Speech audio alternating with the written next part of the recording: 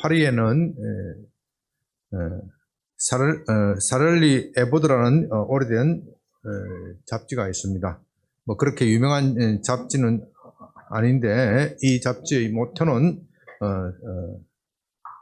성욕이 없는 풍자 그런 거라고 합니다. 잡지사의 모토가 그러다 보니 풍자의 수위가 너무 지나쳐서 때로는 선정적인 잡지다, 저질이다, 뭐 그런 소리를 듣기도 한다고 합니다.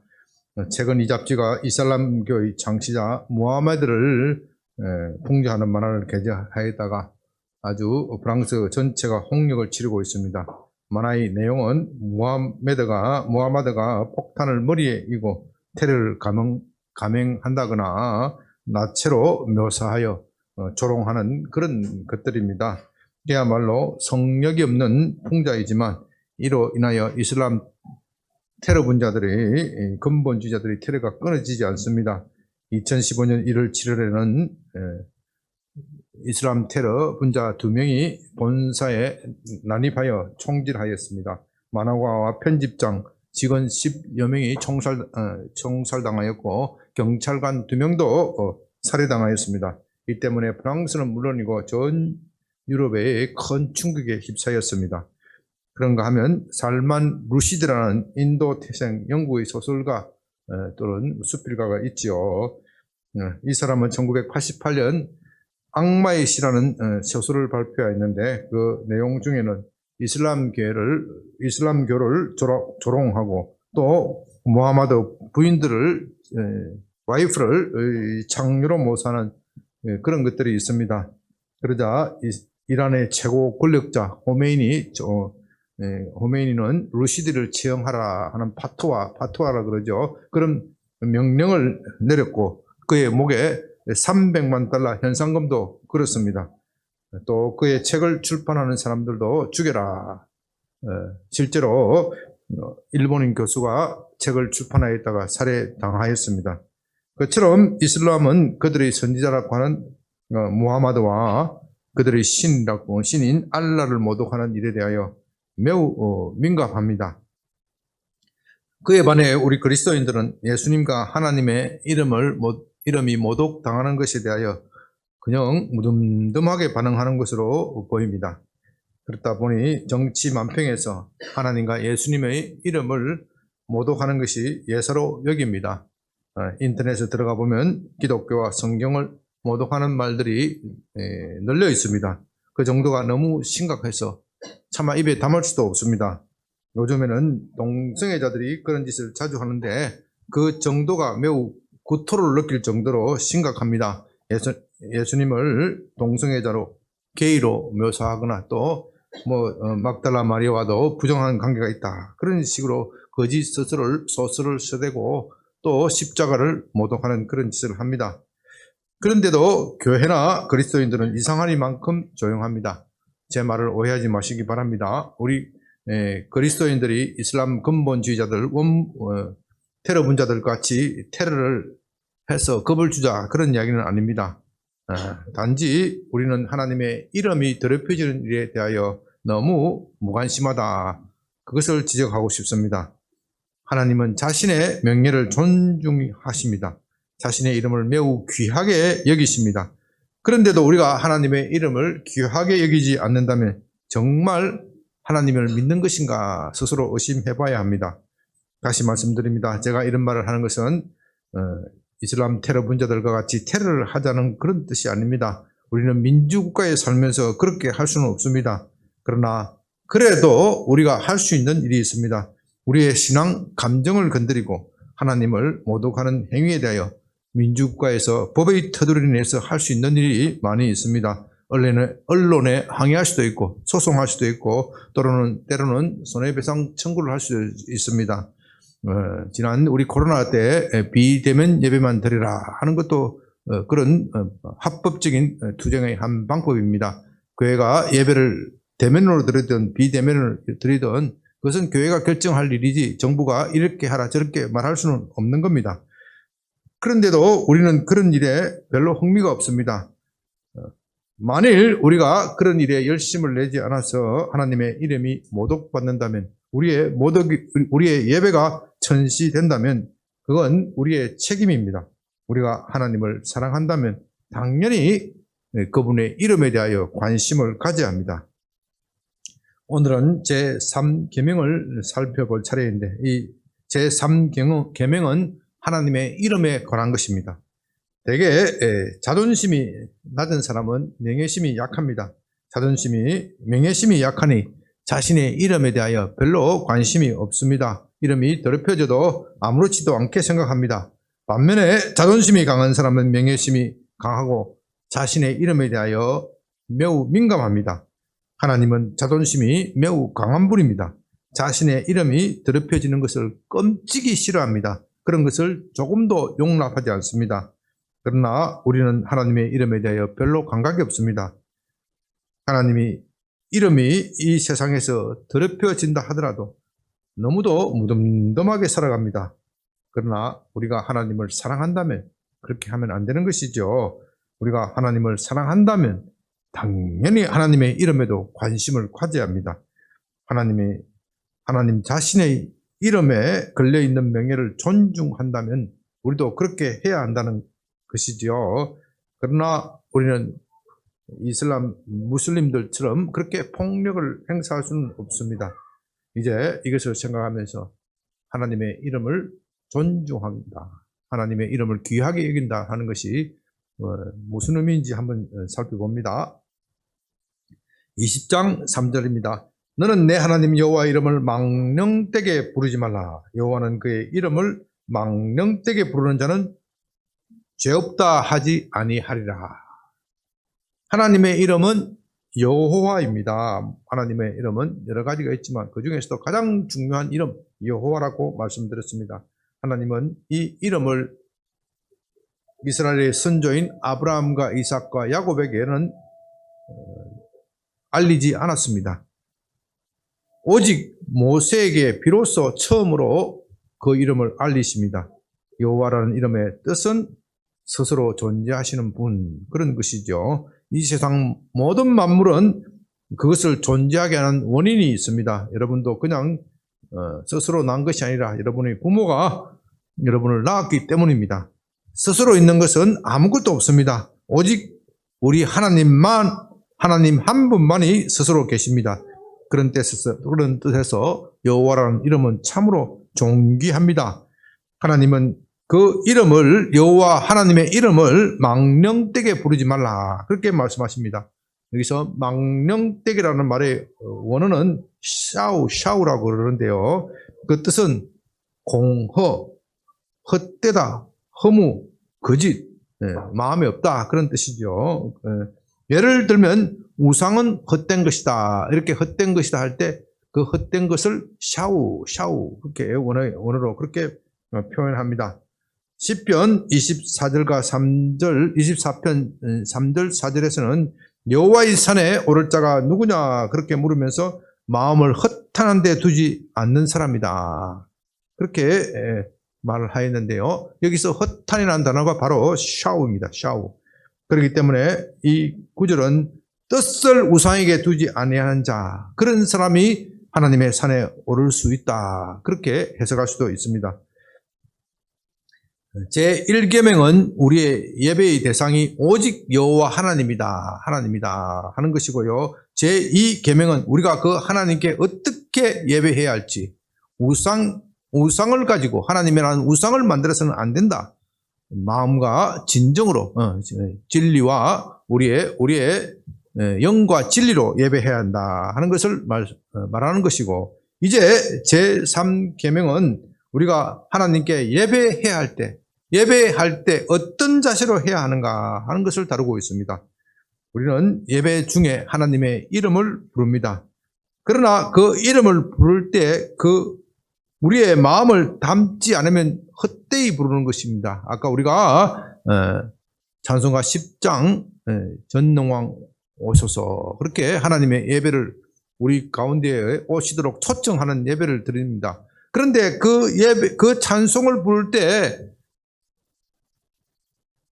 마음을 모아서 부르지 않으면 헛되이 부르는 것이죠. 하나님이 오시든지 마시든지 나는 내가 알아서 하겠습니다, 그런 자세로 예배를 하면은 하나님을 망령되게 부를 수 있다는 겁니다. 그렇기 때문에 우리가 예배 중에 하나님을 찬양한다고 하면서 마음이 없이 입만 가지고 노래한다면 하나님을 망령되게 부르는 것이 될 수 있습니다. 우리는 예배 드릴 때 하나님께 집중해야 합니다. 그것은 예배 드리는 사람으로서 당연히 해야 할 일입니다. 그런데 예배하면서 이 예배를 얼른 끝내고 놀러 갈 일, 그것을 생각하고 내가 할 일, 다른 일을 생각한다면 하나님의 이름을 망령되게 부를 수 있습니다. 하나님을 찬양한다고 하면서 입술만 뻥긋하고 마음속으로는 빨리 예배 끝내고 갯돈 받아야 되지, 이런 세상 일을 생각하면은 그 이름을, 하나님의 이름을 망령되게, 세상에 번잡한 일을 생각한다면은 망령되게 부르는 겁니다. 물론 저는 모든 잡념을 말하는 것이 아닙니다.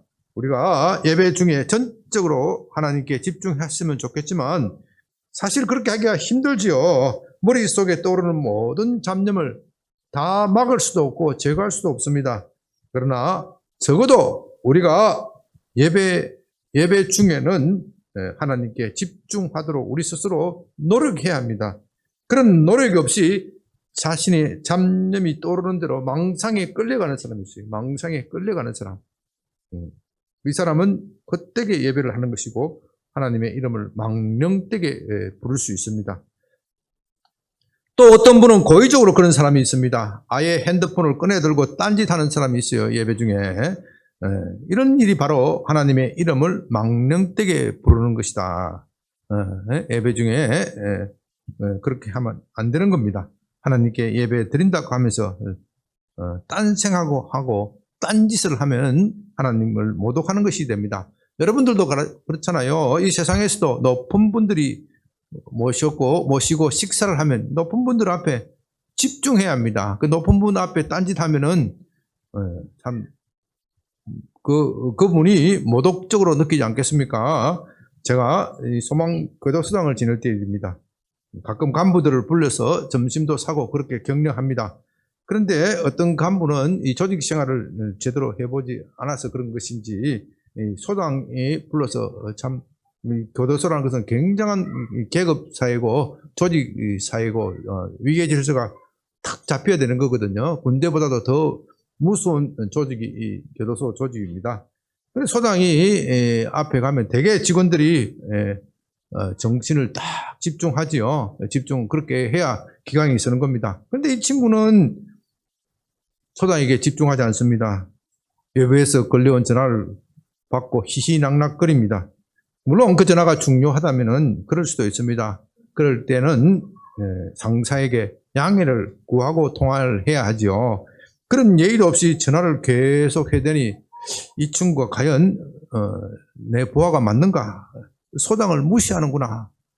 그런 모독감을 느끼게 됩니다. 조직사회에서 그렇게 하면 안 되는 것이죠. 조직의 기강이 무너지는 겁니다. 그래서 제가 아주 조직의 기강을 잡는 차원에서 그 직원을 아주 혼을 내준 그런 일이 있습니다. 우리 하나님도 그렇습니다. 우리가 예배 때 하나님께 집중하지 않으면 하나님은 기뻐하지 않습니다. 생의도 없이 입만 뻥긋하고 찬양하는 것, 오히려 하나님을 불쾌하게 만들 수도 있습니다. 물론 교회를 처음 나오는 분들은 그럴 수도 있습니다. 그런 분들은 어쩌면 하나님이 교회만 나오기만 해도 반가울 수도 있습니다. 갓난 어린아이가 무슨 장난을 한다고 해서 나무라는 부모가 어디 있겠습니까? 그러나 신앙생활을 오래 하고 알만한 분이 그렇게 하면 안 되는 겁니다. 그건 큰 결례가 됩니다. 또 일상의 대화에 있어서 또 하나님의 이름을 함부로 부르는 것도 안 됩니다. 어떤 사람은 하나님과 예수님의 이름을 함부로 부르면서 옛사로 농담하는 사람이 있어요. 그러나 그것은 하나님의 이름을 망령되게 부를 수 있는 것이 될 수 있습니다.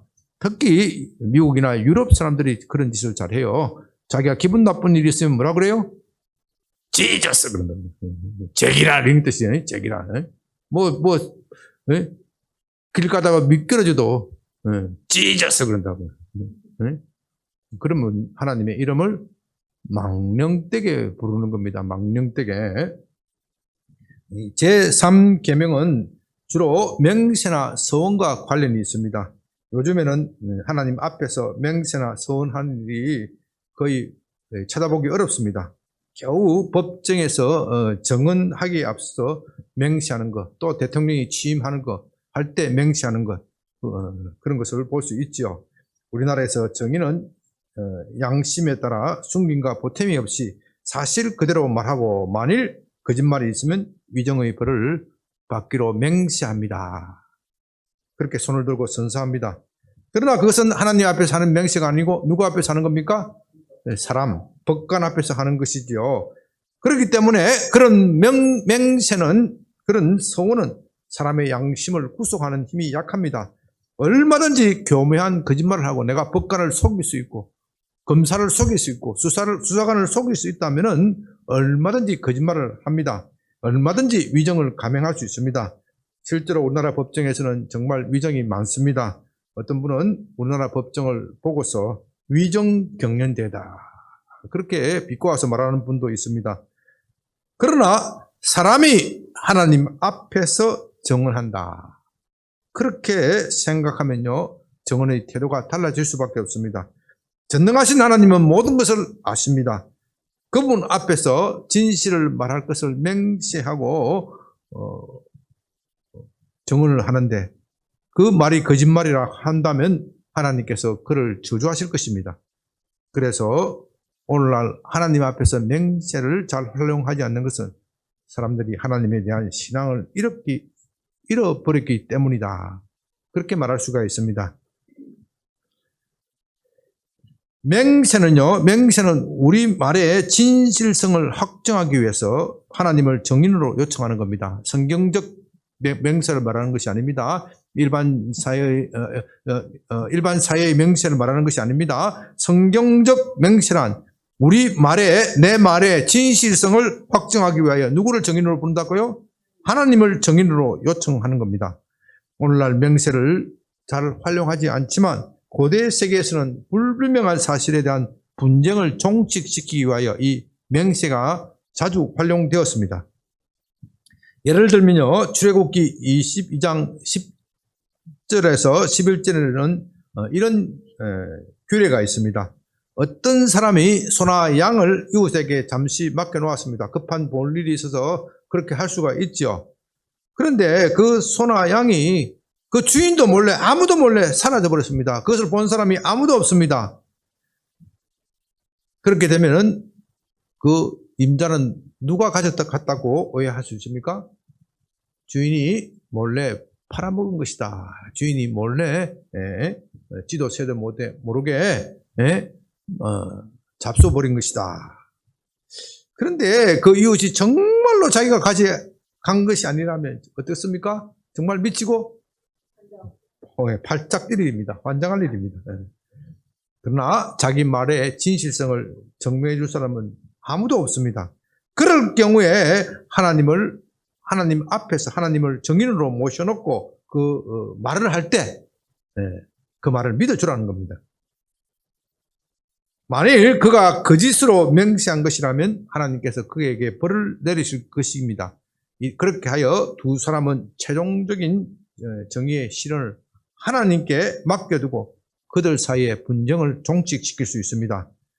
최근에 저명한 기독교 활동가 사이에 이런 일이 있었습니다. 어떤 사람이 가명으로 카톡을 통하여 누구를 비난하였습니다. 피해자가 경찰에 고소하였습니다. 그 경찰에서 추적조사하여 그 카톡을 어디에서 날렸는지 그 핸드폰 추적조사를 하여 그 카톡의 핸드폰 소유자가 밝혀졌습니다. 그런데 핸드폰 소유자는 한사코 자기가 한 일이 아니라고 주장합니다. 자신은 그 시간에 다른 일을 하고 있었기 때문에 카톡을 할 수 있는 상황이 아니다. 핸드폰을 사무실에 두고 왔는데 누군가가 자기 핸드폰을 도용하여 그렇게 한 것이다. 그렇게 한사코 팔짝 뛰면서 말합니다. 제가 그 일을 맡아서 조사를 해보니 그 말에 일리가 있었습니다. 분명히 그분은 그 시간에 다른 일을 하고 있었습니다. 그러나 그것만 가지고는 그 사람이 100% 하지 않았다, 절대적으로 하지 않았다. 그렇게 단정하여 말할 수는 없습니다. 왜냐하면 그 사람이 다른 사람을 시켜서 그렇게 한 것이다. 의심하기 시작하면 끝도 없는 것이죠. 끝도 없는 것이죠. 그런 경우에 하나님을 정인으로 불러놓고 맹세하면 내가 정말 한 것이 아니다. 누구에게 시킨 것도 아니다. 그렇게 맹세하면 어떻게 해요? 믿어주라는 겁니다. 왜냐하면 그 사람의 말이 거짓이라면 누가 벌을 내린다고요? 하나님이 벌을 내리실 것이기 때문입니다. 이 교회 안에 그럴 경우가 자주 있어요. 교회 안에는 그렇다고 교회가 수사력을 가지고 있는 것도 아니고 모든 진실을 밝힐 수 있는 그런 능력이 없습니다. 바로 이럴 경우에 이 교회 내에서 맹세하면 하나님께 정의의 실현을 맡겨두고 그 말을 믿어주라는 겁니다. 얼마나 편한 지도입니까? 서원은 사람이 하나님 앞에서 어떤 일을 하겠다고 생각하는 것입니다. 그 사람은 그런 일을 할 법적 의무는 없습니다. 그러나 그가 스스로 마음을 정하고 하나님 앞에서 스스로 하나님 나는 이렇게 하겠습니다. 맹세하는 겁니다. 예를 들면 창세기 28장에서 야곱은 형 에서를 피하여 하란에 있는 삼촌 집으로 가고 있었습니다. 너무 피곤하고 힘들어서 들에서 잠이 들었습니다. 캄캄한 밤에 잠이 들었는데 꿈에서 하나님이 그에게 나타나셔서 그가 어디를 가든지 지켜주실 것이고 그가 안전하게 자기 고향으로 돌아오게 해주시겠다. 그렇게 약속합니다. 야곱은 잠을 깨고 나서 너무 감격합니다. 자기 혼자인 줄 알았는데 하나님이 자기를 따라오신 겁니다. 그가 어디로 가든지 지켜주시겠다. 그 말에 감격하여 야곱은 이렇게 말합니다. 하나님이 정말로 그 약속을 이행하시고 내게 먹을 것을 주시고 잠잘 것을 주신다면 그리고 나를 안전하게 내 고향 땅으로 돌아오게 하신다면 내가 다시 이 땅에 돌아와서 이곳에 돌아와서 하나님께 예배를 드릴 것이고 또 하나님께서 주신 모든 소유 중에 10분의 1을 11조를 하나님께 드리겠습니다. 그렇게 소원합니다. 이것이 바로 소원의 대표적인 예입니다. 하나님은 야곱에게 그렇게 하라고 말씀하지 않았습니다. 그렇기 때문에 야곱은 그렇게 할 의무는 없습니다. 그러나 하나님이 말씀하신 것에 대해 너무 감사하고 또 자신의 상황이 어떻게 해요?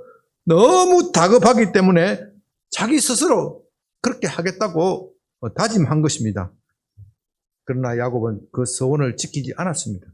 하나님이 그를 지켜주시고 먹을 것도 주시고 입을 것도 주시고 그뿐만 아니라 마침내 거대한 부자가 되어서 안전하게 고향 땅에 돌아오게 하였습니다.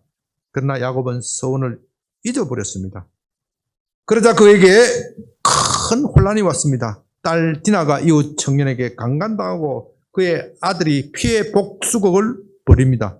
그 때문에 야곱은 주위 부족으로부터 미움을 받아서 가족 전체가 멸망의 위기에 처해버립니다. 그때 하나님은 야곱이 소원을 지키지 않는 것을 기억나게 하면서 그 소원을 이행하라 그렇게 말씀하십니다. 이처럼 사람이 소원한 것은 반드시 지켜야 합니다. 비록 자신에게 해가 된다고 하더라도 반드시 지켜야 합니다. 그 이유는 하나님 앞에서 맹세한 서약이기 때문입니다. 그것을 지키지 않는다면 하나님을 무시하는 결과가 되기 때문입니다. 하나님은 결코 만홀히 여김을 받으시지 않습니다. 무시당하지 않습니다. 그러나 우리로서는 가급적이면 소원을 하지 않는 것이 좋습니다. 사실 사람이 소원하는 이유는 하나님을 믿기보다는 하나님을 믿지 않기 때문에 소원하는 겁니다. 야곱만 하더라도 그렇습니다. 야곱이 왜 그런 소원을 했겠습니까? 사실 따지고 보면 그건 하나님을 믿는 것이 아닙니다. 믿지 않기 때문에 그런 것이죠. 하나님이 그가 어디를 가든지 지켜주겠다. 먹을 것을 주시고 잠자리를 주겠다. 그렇게 말씀하셨으면 그것을 그대로 믿으면 되는 겁니다. 그런데 야곱은 자기가 당할 앞길을 생각하니 너무 눈앞이 캄캄합니다.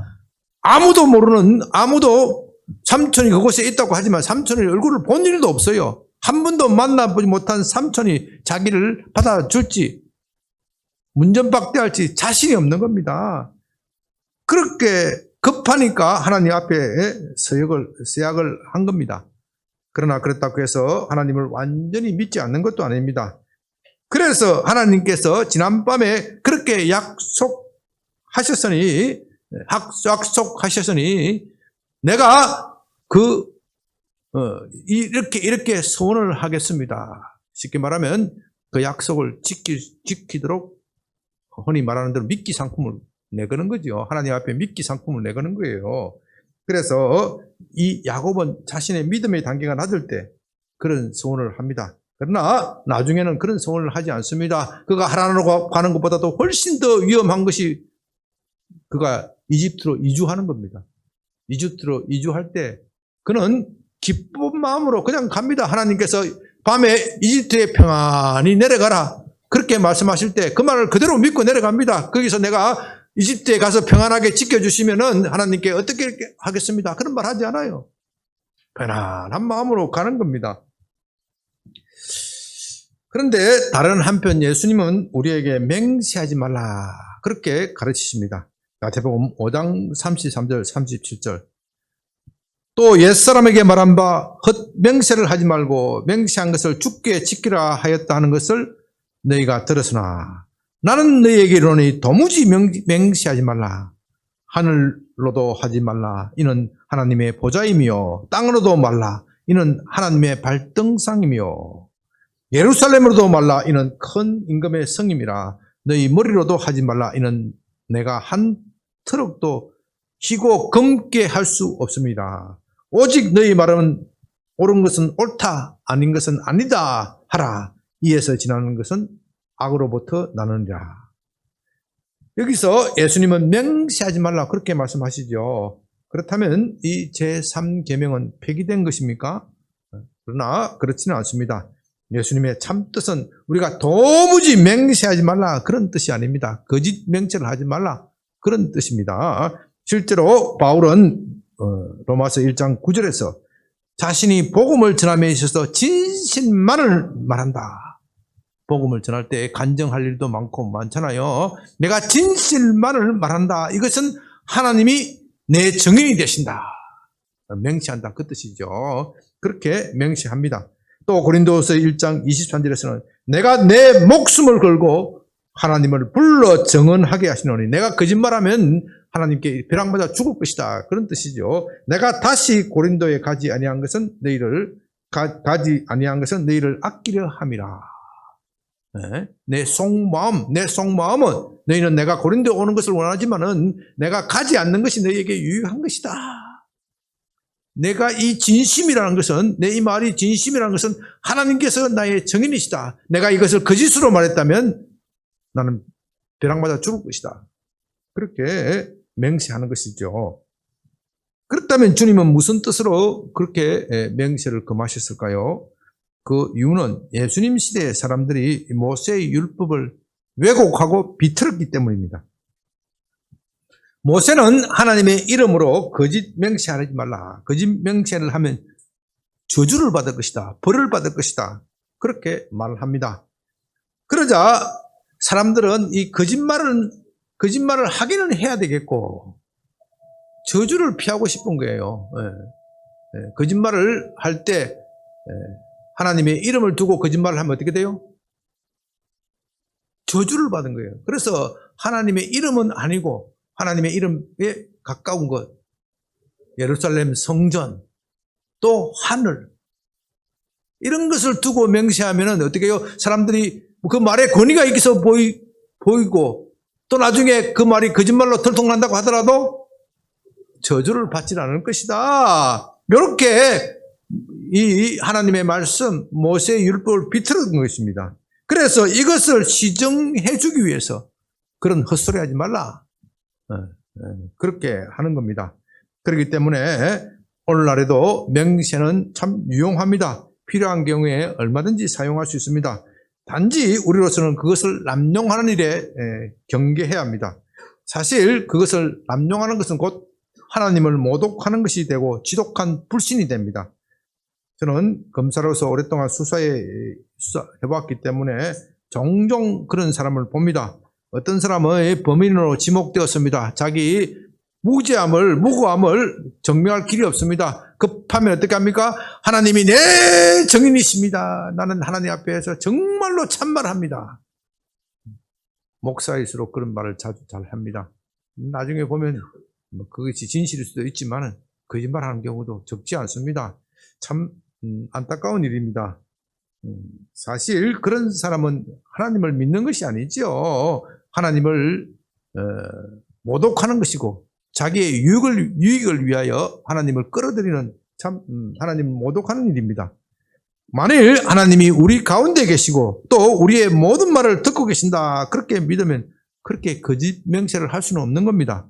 그렇기 때문에 거짓 맹세는 하나님을 믿지 않는 것이고 또 하나님을 모독하는 것이 됩니다. 거짓 맹세하는 사람은 엄한 저주를 받을 것입니다.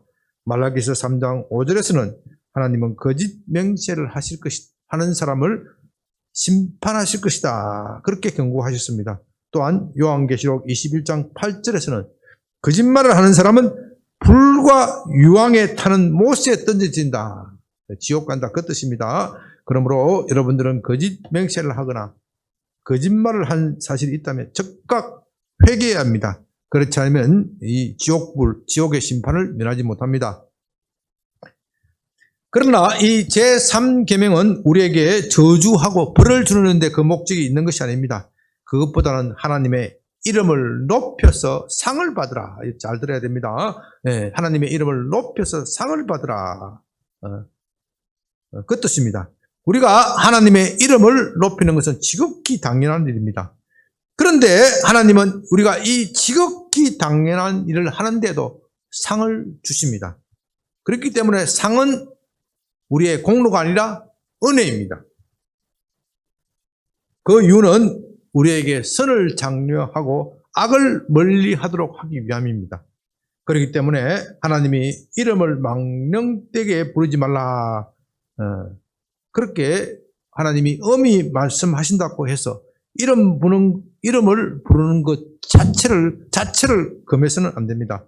안타깝게도 유대인들은 이 말씀을 곡해하여 하나님의 이름을 부르는 그것 자체를 끓였습니다. 그래서 성경에 하나님의 여호와라는 이름이 나오면 여호와라고 부르지 않고 아도나이 나의 주 그렇게 불렀습니다. 그렇게 하다 보니 이 여호와 하라는 그 이름의 원 발음의 뜻, 원 발음 그 자체를 잃어버렸습니다. 여호와라고 지금 우리가 부르는 것은 그렇게 학자들이 추측해서 그렇게 복원한 이름일 뿐입니다. 진짜 이름은 진짜 하나님이 모세에게 말한 그 발음은 아무도 모릅니다. 천국 가면 하나님이 가르쳐 주시겠죠. 그러나 본문의 말씀은 그런 뜻은 아닙니다. 거룩한 목적으로 하나님의 이름을 불러서 상을 받으라 하는 것이 이 제3계명의 목적입니다. 예를 들면요, 사도행전 2장 21절에서 주의 이름을 부르는 자는 어떻게 해요? 구원을 얻으리라. 구원의 상을 주시는 겁니다. 예레미야서 33장 3절에서는 333 여기도 참 좋지요. 너는 내게 부르시리라. 내가 내게 응답하였고 내가 알지 못하는 크고 엄밀한 일을 내게 보이리라. 또 시편 50편 15절에서는 환난 날에 나를 부르라. 내가 너를 건지리니 내가 너를 영화롭게 하리라. 그렇게 말씀하십니다. 사실 진실한 마음으로 우리가 하나님의 이름을 부르는 것은 하나님을 높이는 것입니다. 왜냐하면 우리가 위기를 만나서 진실한 마음으로 하나님을 부르면, 하나님의 이름을 부르면 하나님이 응답하시고 사람들은 진실로 너희 가운데 하나님이 살아계시는구나. 그렇게 하면서 하나님을 높이시기 때문입니다. 그렇기 때문에 우리는 진실한 마음으로 하나님의 이름을 불러야 합니다. 이것이 제3계명이 원하는 참뜻입니다. 그래서 시편에서는 하나님의 이름을 높이는 찬송이 자주 나옵니다. 시편은 비탄에 처한 사람, 고난에 처한 사람들이 노래인데 이들은 하나님의 이름을 부름으로써 그 고난에서 탈출하고 마침내 기쁨을 얻고 마침내 기도의 응답을 받는 겁니다. 그 대표적인 몇 절을 살펴봅니다. 시편 8편 1절에서는 8편 1절 여호와여 여호와 우리 주여 주의 이름이 온 땅에 어찌 그리 아름다운지요 주의 영광이 하늘에 덮은나이다. 18편 49절. 여호와여, 이름으로 내가 이방 나라들 중에서 주께 감사하며 주의 이름을 찬송하리이다. 20편 7절. 어떤 사람은 병거, 어떤 사람은 말을 의지하나 우리는 여호와 우리 하나님의 이름을 자랑하리로다. 34편 3절. 나와 함께 여호와를 광대하자 하며 함께 그의 이름을 높이세.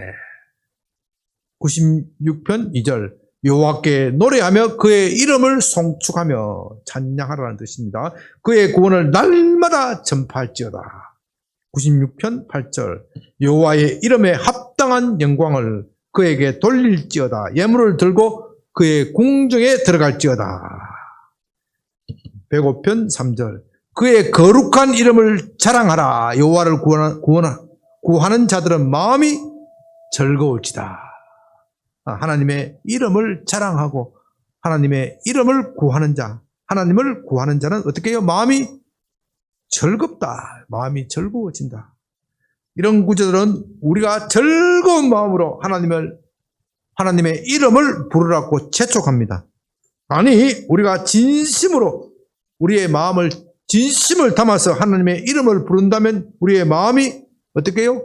즐거워질 것이다. 그렇게 말합니다. 왜냐하면요, 우리가 진심이 담긴 마음으로 하나님의 이름을 부른다면 그것이 하나님을 기쁘시게 만들고 하나님이 그 기뻐하시는 그 기쁨으로 우리에게 오냐 하고 안아주시기 때문에 우리에게 더 큰 기쁨으로 돌려주시는 겁니다. 그러므로 우리는 마음이 우울한 사람은 하나님께 찬송해야 합니다. 하나님의 이름을 부르면서 찬송해야 됩니다. 마음이 우울하다고 해서 그 우울한 그 상황만 둘러보면 기쁨이 나옵니까? 마음이 더 쪼그라들고 힘이 듭니다. 그런 사람은 어떻게 할까요? 하나님께 찬송하라는 겁니다. 그것이 이 제3계명의 참뜻입니다. 그러므로 이 계명의 목적도 하나님만을 사랑하라는 겁니다. 하나님만을 사랑하면 하나님이 그의 기쁨이 되어주시고 그의 인생을 책임져 주실 것입니다. 이제 말씀을 마칩니다. 레위기 24장을 보면요, 어머니는 이스라엘 사람이지만 아버지는 이집트 사람 사이에 난 어떤 혼혈이 있었습니다. 이 사람이 싸우다가 하나님의 이름을 모독하면서 저주한 사건이 나옵니다. 아마 아버지가 이집트 사람이니까 이집트에서는 그런 일들이 자주 있었을 것입니다. 그 잡신들을 경배하다가도 기분이 나쁘면 뒤돌아서서 이 신이 듣겠냐 하고 그렇게 저주하는 일들이 있었겠죠. 그 어느 습관대로 그 자식이 그렇게 했다는 겁니다. 그 사람이 어떤 내용으로 그런 말을 했는지 자세한 것은 알 수 없습니다.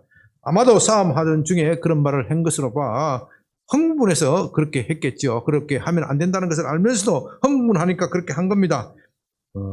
이에 대하여 모세는 하나님께 여쭤봅니다. 하나님은 이 일을 매우 불쾌하게 여기면서 그를 진영 밖으로 끌어내어 돌로 쳐 죽이라. 참 엄한 명령을 내리십니다. 그러면서 누구든지 여호와의 이름을 모독하면 반드시 그를 죽이라고 명령하십니다. 그런데 오늘 현대인들은 너무도 쉽게 하나님의 이름을 모독합니다.